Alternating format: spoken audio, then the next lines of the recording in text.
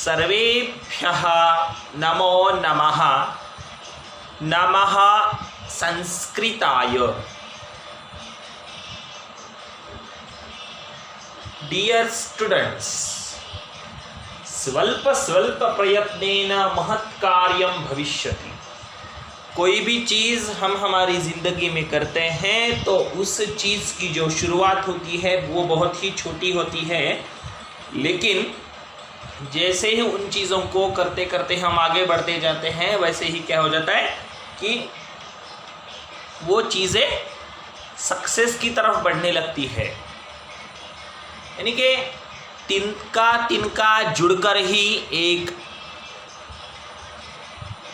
जो भी बड़ा है,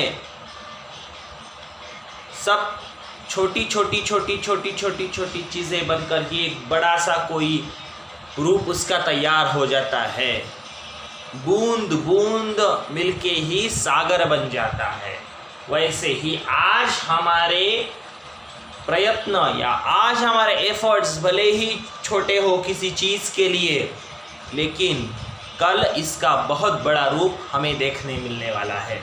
तो ठीक है, इसी सुविचार के साथ आज हम हमारे लिंग परिचय इस पाठ का एक अंतिम जो एक छोटा सा भाग रह गया है नपुंसक लिंग के संदर्भ में, उतना ही भाग हम अभी देखेंगे। इसके पहले हमने अनुक्रम से लिंग में स्त्रीलिंग, पुल्लिंग, नपुंसक लिंग तीनों का अध्ययन किया है। बाद में पुल्लिंग में अकारांत पुल्लिंग शब्द,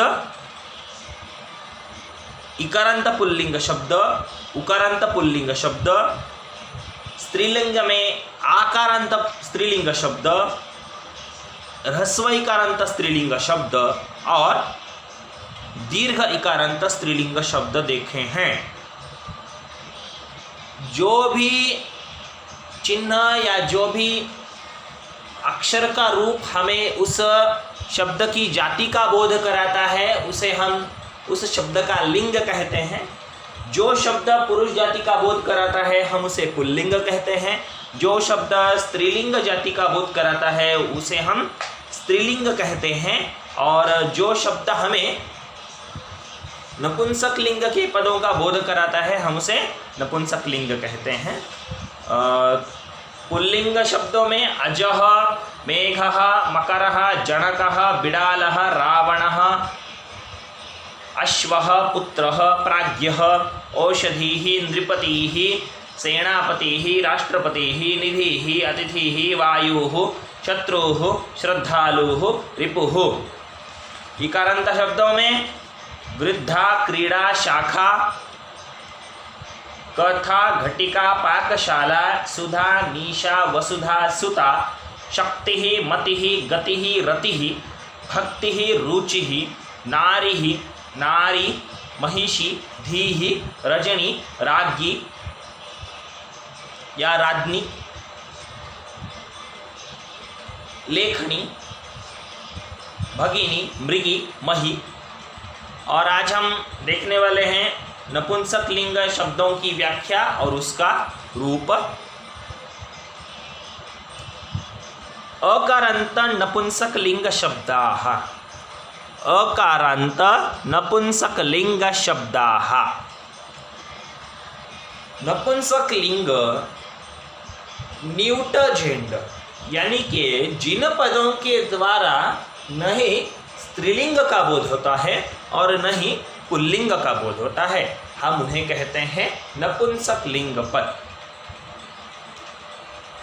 यानी कि सामान्य रूप से नपुंसक लिंग के पदों में जड़ अचेतन वस्तुएं, यानी कि जिन्हें हम सिंपल लैंग्वेज में आपने ईवीएस में आपके पढ़ा होगा, शायद हमने पढ़ा था कि हम उन्हें नॉन लिविंग थिंग्स कहते हैं। Which things can not move from place to place from there themselves, those all things are non living things. सभी भाषाओं में सामान्य रूप से नपुंसक लिंगी चीज़ों में जिन भी नपुंसक लिंग के संदर्भ में जिन भी चीज़ों का विचार किया जाता है वो सारी चीज़ें एक तो नॉन लिविंग थिंग होती है या जड़ अचेतन होती है कि जो खुद का खुद मूव नहीं कर सकती। ठीक है बच्चों, उन्हें हम नपुंसक लिंग पद कहते हैं। यानी कि वन, पुष्प, फल, ठीक है, इस तरह देख सकते हैं हम। इसमें हमें देखना है सबसे पहले अकारांत नपुंसक लिंग शब्दाः। जिन नपुंसक लिंग शब्दों के अंत में अवर्ण आता है वे अकारांत नपुंसक लिंग शब्द कहलाते हैं। जैसे पुष्पम। जिन नपुंसक लिंग शब्दों के अंत में अवर्ण आता है वे अकारांत नपुंसक लिंग शब्द कहलाते हैं। जैसे पुष्पम, अंत में अ है। वायुयानम, अ है। दूरदर्शनम, अ है। पत्रम, अ है। आम्रम, अ है। भोजनम, अ है। वस्त्रम, अ है। नेत्रम, अ है। उद्यानम, अ है। गृहम, अ है। चक्रम, अ है। वनम, अ है।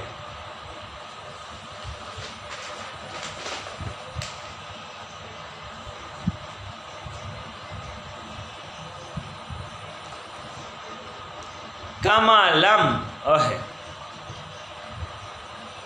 कमलम, अ है। पुस्तकम, अ है। शाकम, अ है। नारिकेलम, अ है। फलम, छत्रम,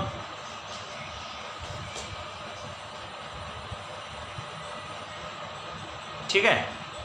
भवनम, भूषणम, इस तरह से नपुंसक लिंग के अंत में म हलंत लिखा जाता है। देख सकते हैं, पुस्तकम, शाकम, छत्रम, भूषणम, भवनम, नारिकेलम, कमलम, ठीक है। मैं एक नपुंसक लिंग शब्द आपको आपकी शब्द रूपाणी में जो दिया गया है वो आज एक बोलकर दिखाता हूँ कि जिससे आपको उनके रूपों के बारे में जानकारी हो जाए, ठीक है। एक ही मिनट, कहाँ है, यहाँ है, page number 78 you can open, no problem. अकारांत नपुंसक लिंग शब्द पुष्प। पुष्पम, पुष्पे, पुष्पाणि प्रथमा। पुष्पम, पुष्पे, पुष्पाणि द्वितीया। पुष्पेण, पुष्पाभ्यां, पुष्पैः तृतीया। पुष्पाय, पुष्पाभ्यां, पुष्पेभ्यः चतुर्थी। पुष्पात्, पुष्पाभ्यां, पुष्पेभ्यः पंचमी। पुष्पस्य, पुष्पयोः, पुष्पाणां षष्ठी। पुष्पे, पुष्पे, पुष्पयोः, पुष्पेषु सप्तमी। हे पुष्प, हे पुष्पे, हे पुष्पाणि संबोधनम। अकारांत नपुंसकलिंगी जल शब्द। जलम, जले, जलानि प्रथमा। जलम, जले, जलानि द्वितीया। जलेन, जलाभ्यां, जलैः तृतीया। जलाय, जलाभ्यां, जलेभ्यः चतुर्थी। जलात्, जलाभ्यां, जलेभ्यः पंचमी। जलस्य, जलयोः, जलानां षष्ठी। जले, जलयोः, जलेषु सप्तमी। हे जल, हे जले, हे जलानि संबोधन। मित्रों, मैं आपसे एक चीज़ शेयर करना चाहता हूँ एक्चुअली कि मैंने आपको पिछली 2 वर्कशीट्स में, जैसे कि हम इस लिंग के बारे में देख रहे हैं, मैंने आपको कुछ वर्ड्स जानबूझकर भी दिए थे कि मैंने आपको नपुंसक लिंग पद, स्त्रीलिंग पद और पुल्लिंग पद, मैंने तीनों भी आपको दिए थे। क्यों, तो पहले ही पार्ट से मैंने आपको पहले पार्ट में मैंने आपको स्त्रीलिंग, पुल्लिंग और नपुंसक लिंग की जानकारी दे दी थी थोड़ी बहुत, और बाद में मैंने उसको हर लेसन में मैंने डिटेल लेने का ट्राई किया है।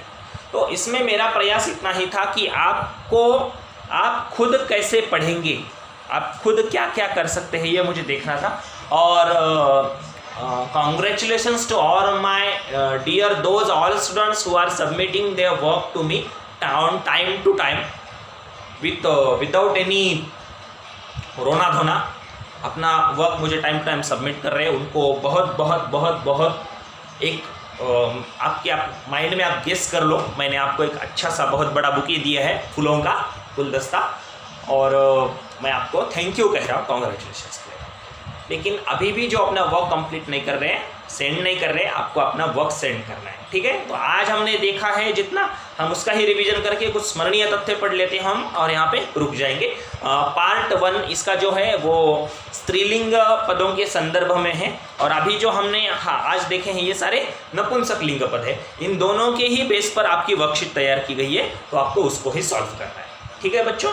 तो कुछ अन्य नपुंसक लिंग शब्द आपके बुक में है, मैं सिर्फ पढ़ रहा हूँ। मुखम मुख, पात्रम बर्तन, कार्यम कार्य, बसयानम बस, कंदुकम गेंद, व्यजनम पंखा, ज्ञानम ज्ञान, क्षेत्रम खेत या मैदान, धनम धन, जलम जल, यंत्रम मशीन, सेबम सेब, पत्रम पत्ता या चिट्ठी, ठीक है, या पत्र या लेटर कह सकते हैं। संगणकम कंप्यूटर, दुग्धम दूध। तो ठीक है, कुछ ये कंसेप्ट आपकी क्लियर हो गई हो तो मैं थोड़ा सा अभी आगे बढ़ता हूँ। नपुंसक लिंग पदों के अंत में अम या म हलंत होता है, ठीक है। आगे स्मरणीय तथ्य इस पाठ के बारे में। संस्कृत भाषा में 3 लिंग होते हैं, पुल्लिंग, स्त्रीलिंग तथा नपुंसक लिंग। जिन शब्दों से पुरुष जाति का बोध होता है वे पुल्लिंग, और जिन शब्दों से स्त्री जाति का बोध होता है वे स्त्रीलिंग शब्द कहलाते हैं। जिन शब्दों से न तो पुरुष और न ही स्त्री जाति का बोध होता है वे नपुंसक लिंग शब्द कहलाते हैं। शब्द के अंत में जो वर्ण स्वर व्यंजन आता है उसी के नाम से उस शब्द को लिखा जाता है। जैसे राम के अंत में अ आया है तो अकारांत, ऐसे बालिका के अंत में आ है तो आकारांत, और साधु उकारांत हुआ। संस्कृत में स्त्रीलिंग शब्दों में अकारांत शब्द नहीं होते हैं, ठीक है बच्चों। तो इसी जानकारी के साथ मैं अभी यहाँ पे रुक रहा हूँ। आप पार्ट 1 और पार्ट 2 अच्छे से देखिए और स्टडी बहुत खूब कीजिए, अच्छे से देखिए। वीडियो यदि नहीं समझ में आते हो तो बार बार इसके संदर्भ में मैंने जहाँ पे भी आपके चैनल्स पर मैंने जो भी वीडियोस पोस्ट किए हैं उसे आप देखिए, आगे बढ़िए। और इसी कामना के साथ मैं अभी आपकी विदाई लेता हूँ। धन्यवादाः, पुनर्मिलामः। जयतु संस्कृतम, जयतु भारतम, जय हिंद। धन्यवादाः, जय हिंद।